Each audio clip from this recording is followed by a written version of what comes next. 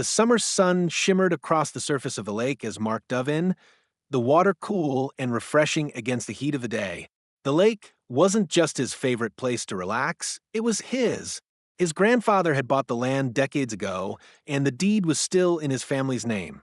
But that didn't stop Karen, the self-proclaimed queen of the HOA, from trying to control it.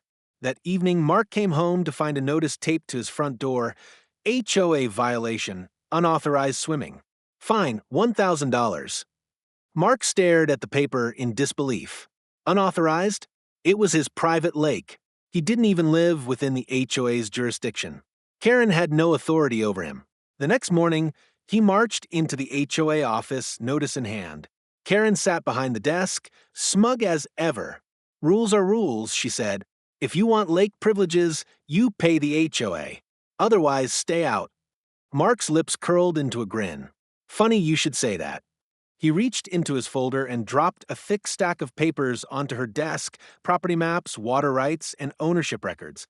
Karen's smile faltered as Mark leaned in. "You've been charging residents $200 a year for lake access. But here's the problem: it's my lake. You've been making money off my property without permission.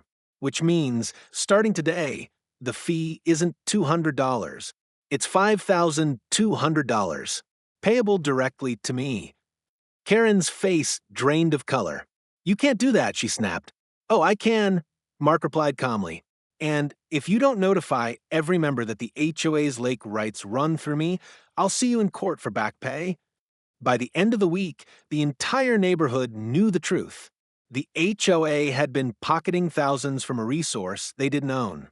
Now, every family had to pay Mark directly for access to the water, and Karen's empire crumbled overnight. Mark didn't need the money. What mattered was proving a point. The HOA couldn't fine him for using what was already his. So while Karen scrambled to explain herself, Mark sat back on his dock, feet dangling in the water, smiling at the sound of his neighbors happily swimming in the lake on his terms.